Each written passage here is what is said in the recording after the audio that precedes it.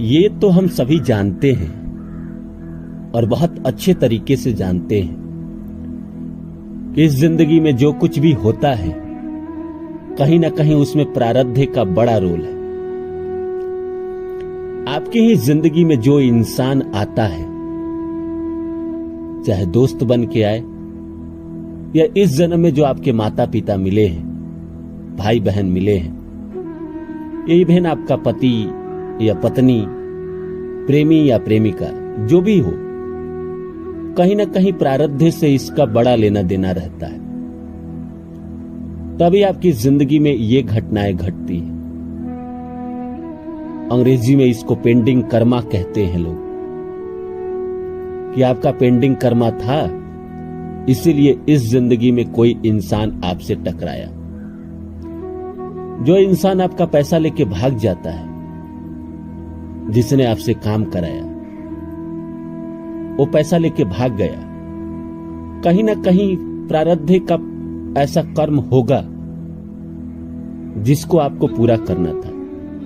मान लीजिए एक बात कह रहे हैं कि आपने किसी के लिए राइटिंग की, किसी के लिए कुछ लिखा और उन्होंने आपसे वादा किया था कि 25,000 रुपया मैं दूंगा, लेकिन आपने काम तो कर दिया, लेकिन उन्होंने पैसा आपको नहीं दिया।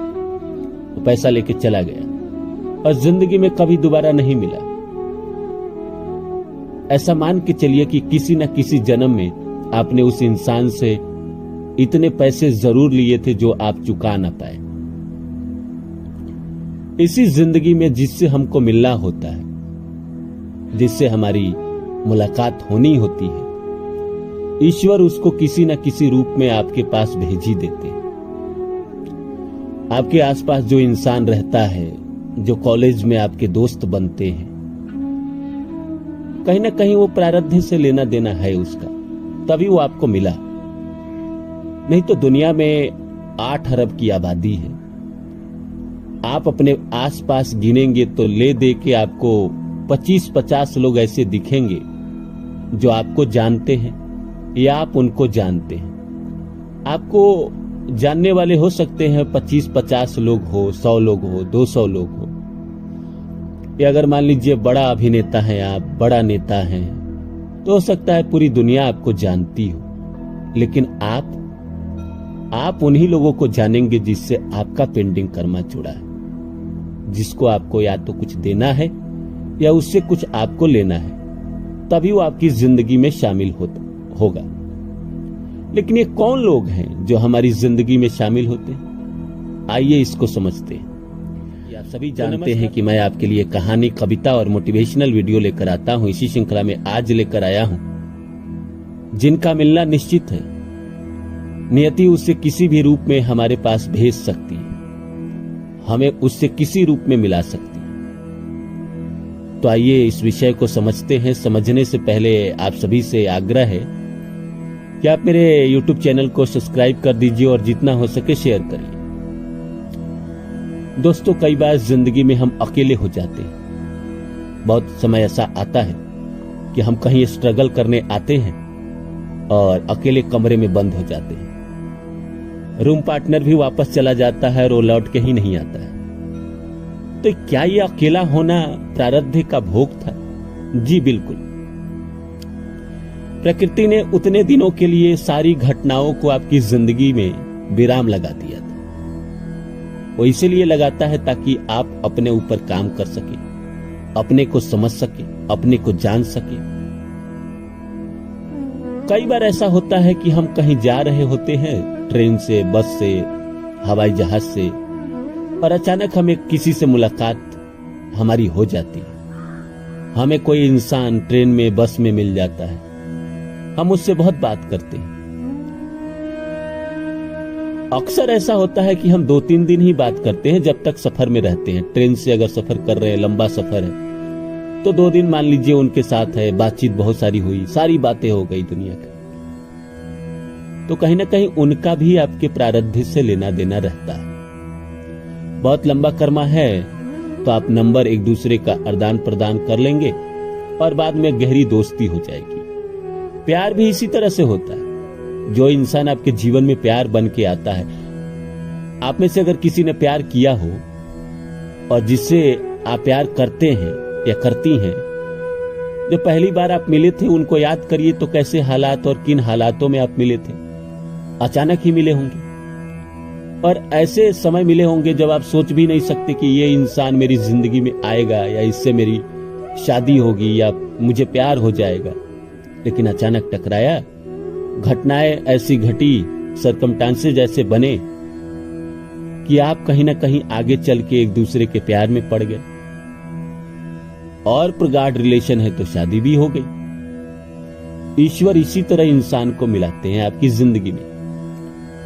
कई बार ऐसा होता है कि आप बहुत मुसीबत में जी रहे होते हैं, आपकी जिंदगी में बहुत परेशानी चल रही होती है। जैसे मान लीजिए आप अनजान शहर में गए, मान लीजिए आप इलाहाबाद में रह के पढ़ाई कर रहे हो या कोई छोटे शहर में रह के आप वहां पढ़ाई कर रहे हो और बड़े शहरों की तरफ आप गए, या तो नौकरी के सिलसिले में या पढ़ाई के सिलसिले में, और वहां आप एकदम बिल्कुल अनजान हैं, कोई नहीं जानता आपको, और आप वहां गए और आपके जीवन में मुसीबत आ गई। आपको काम नहीं मिला, आपके पास पैसे खत्म हो गए, पारिवारिक सपोर्ट कम है।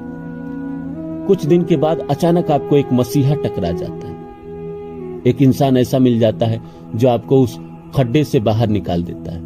वो कौन इंसान है? वो कहीं ना कहीं किसी न किसी जन्म का आपके ही किए गए पुण्य कर्मों का फल है। आप उस इंसान के लिए आपने बहुत कुछ किया है। इस जिंदगी में जब आपको उसकी जरूरत पड़ी तो आपके जीवन में आ गया।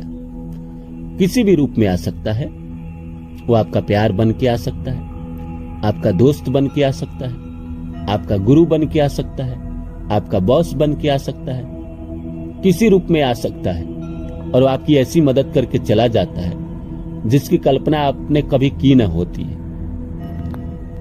इसलिए ईश्वर जो हमारी जिंदगी में करते हैं, जो कुछ भी करते हैं, हमारी जीवन में जो भी घटनाएं घटती है, कहीं ना कहीं उसमें प्रकृति की इच्छा होती है। इसलिए जिंदगी में कभी बुरा समय आए तो ज्यादा चिंतित होने की जरूरत नहीं है। डॉक्टर एपीजे अब्दुल कलाम कहते हैं कि जब मुसीबत आए तो मुसीबत को समझने की कोशिश करो, मुसीबत से बाहर निकलने की कोशिश करो और मुसीबत में अपने आप को गर्क में डालने की कोशिश मत करो। जब तुम निराश हो तो निराशा को हटाने की कोशिश करो और काले बादल लाने की जरूरत नहीं है, क्योंकि नियति कहीं ना कहीं आपको वो घटनाएं करा के आपको कुछ सिखाना चाहती है।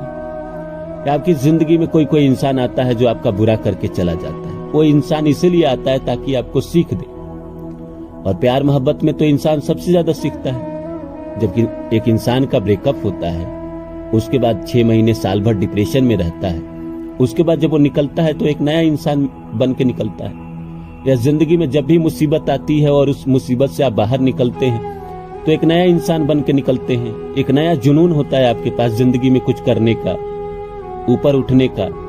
इसलिए तो विवेकानंद कहते हैं कि पराजय तब नहीं होती जब हम गिर जाते, पराजय तो तब होती है जब हम उठने का प्रयास छोड़ देते हैं।